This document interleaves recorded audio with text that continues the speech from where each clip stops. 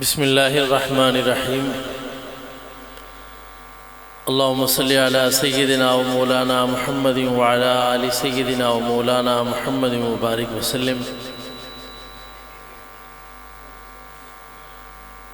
سیدی حضرت اقدس والد صاحب دامت برکاتہم العالیہ نے آج مغرب کے بعد مجھے حکم فرمایا کہ مجلس احرار کی اس سالانہ ختم نبوت کانفرنس میں آپ میری طرف سے شرکت فرمائیں، تو میں آج ان کی اس حکم کی تعمیل میں حاضر ہوا ہوں اور آج پہلی بار یہاں موقع مل رہا ہے۔ امیر شریعت سید عطاء اللہ شاہ صاحب بخاری قدس اللہ تعالیٰ سرہ کو اللہ تبارک و تعالیٰ نے جو نسبت سعادت عطا فرمائی، تو ساتھ ہی نسبت انوری کے فیض میں اللہ تبارک و تعالیٰ نے نسبت ختم نبوت بھی عطا فرمائی۔ ختم نبوت یہ ایک ایسا عقیدہ ہے کہ جس کے بغیر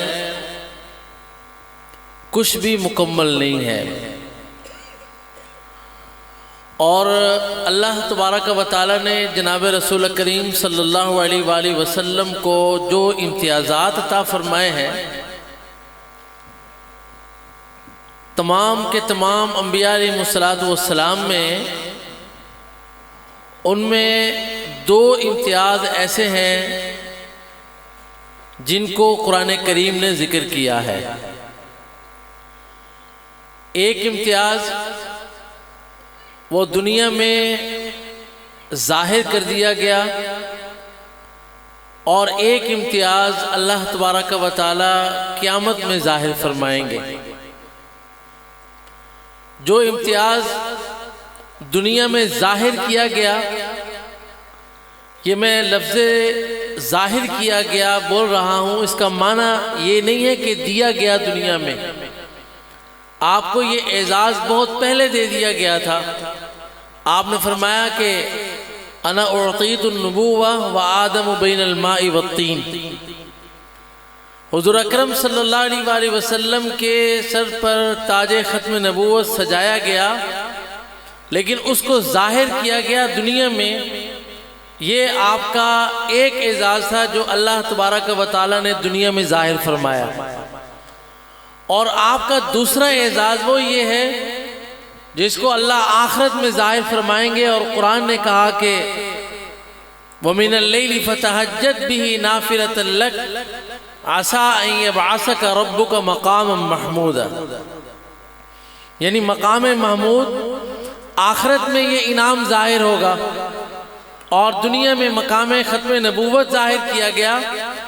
یہ دو مقام ایسے ہیں جو اللہ تبارک و تعالیٰ نے انبیاء علیہ السلام سمیت کسی کو نہیں عطا فرمائے، اور حضور اکرم صلی اللہ علیہ وآلہ وسلم کے لیے تین قسم کے لوگ ہیں۔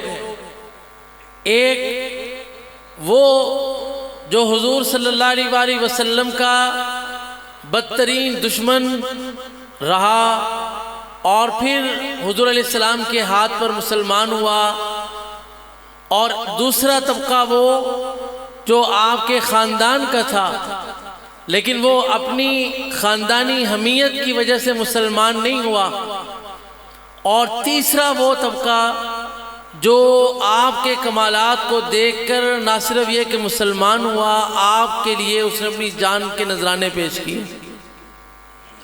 میں اس کی تین مثالیں صحیح بخاری میں جو موجود ہیں وہ آپ کے سامنے پیش کرنا چاہتا ہوں، وقت چونکہ بہت مختصر ہے۔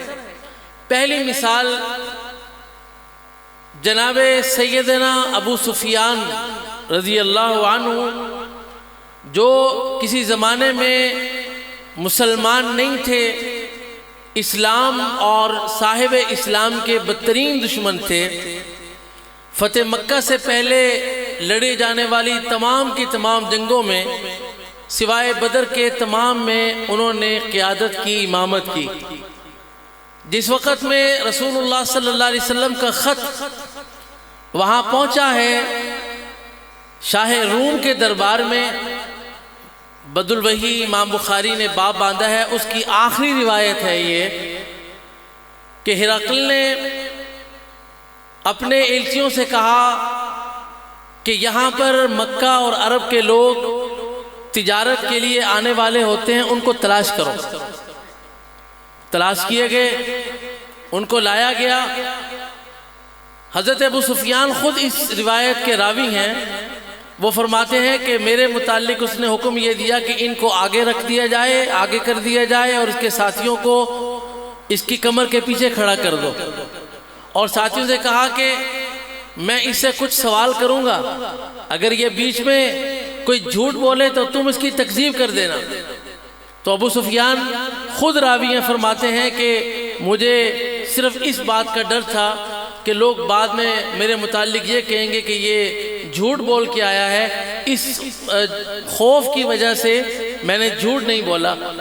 اس نے پہلا سوال جو یہ کیا، ہرقل نے جناب ابو سفیان سے، باوجود اس کے کہ ابو سفیان اس وقت میں اسلام کے بدترین دشمنوں میں سے تھے، حضور آقا علیہ السلام کے بدترین دشمنوں میں سے تھے، پہلا سوال اس نے یہ کیا، کیف نسبہ فیکم۔ آپ توجہ رکھیں، پہلا سوال کیا کیا اس نے؟ 9 سوالات ہیں کل، ان میں سے پہلا سوال یہ تھا کیف نسبہ فیکم، کہ جس آدمی نے نبوت کا دعویٰ کیا ہے تم میں اس کا نسب کیسا ہے؟ حضرت ابو سفیان نے جواب دیا ہوا فینا ذو نسبی، کہ وہ ہم میں بہترین نسب والا ہے۔ یہ گواہی ہے الفضل ما شہدت بہ الاعداء۔ دوسری گواہی جناب سیدنا حضرت ابو طالب کی ہے۔ امام بخاری رحمۃ اللہ علیہ نے 37 مقام پر ان کا یہ شعر نقل کیا ہے، اور وہ شعر یہ ہے وَأَبْيَضُ يُسْتَسْقَى الْغَمَامُ بِوَجْهِهِ ثِمَالُ الْيَتَامَى عِصْبَةٌ لِلْأَرَامِلِ۔ امام حلبی نے سیرت حلبیہ میں پورا یہ قصیدہ نقل کیا ہے۔ اس کا معنی کیا ہے؟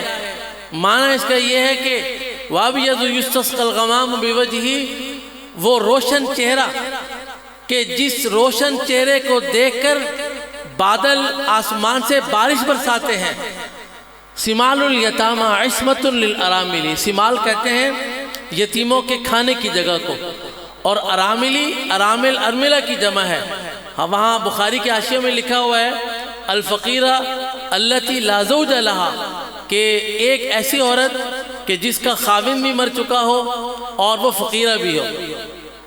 تو جناب ابو طالب وہ حضور علیہ السلام کے مناقب سے، محاسن سے، حضور کے اخلاق و کمالات سے، حضور کے حسن و جمال سے، اور حضور کے اس روشن مستقبل سے واقف تھے، اور حضور علیہ السلام کے ان تمام کے تمام محامد و محاسن، اخلاق اور تمام حسن و جمال کے مظاہر کو دیکھ کر انہوں نے یہ جملہ کہا۔ اور یہ میں آپ سے عرض کروں، صوفیاء کا ایک مستقل گروہ ہے جس نے اپنے درود شریف میں اس جملے کو حصہ بنایا ہے۔ درود ناریہ میں جس کے متعلق حافظ ابن حجر اسقلانی رحمۃ اللہ علیہ نے لکھا ہے کہ یہ درود اگر ایک مجلس میں 4444 دفعہ پڑھا جائے تو وہ جس مقصد کے لیے پڑھا جائے بھی مجلس ختم نہیں ہوتی، اللہ اس مقصد کو پورا کر دیتے ہیں۔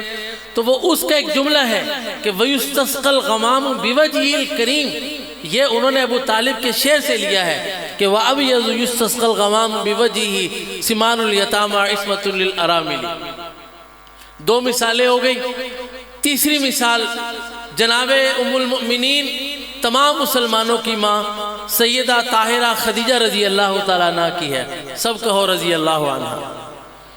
جناب سیدہ خدیجہ رضی اللہ تعالیٰ عنہ کی روایت بھی امام بخاری بدء الوحی میں لے کر آئے ہیں، اور اس موقع پر یہ الفاظ ارشاد فرمائے ہیں، فرمایا کہ حضور علیہ السلام حرا سے واپس آتے ہیں، یرجف فؤادہ، حضور کا دل کانپ رہا ہے، لرز رہا ہے۔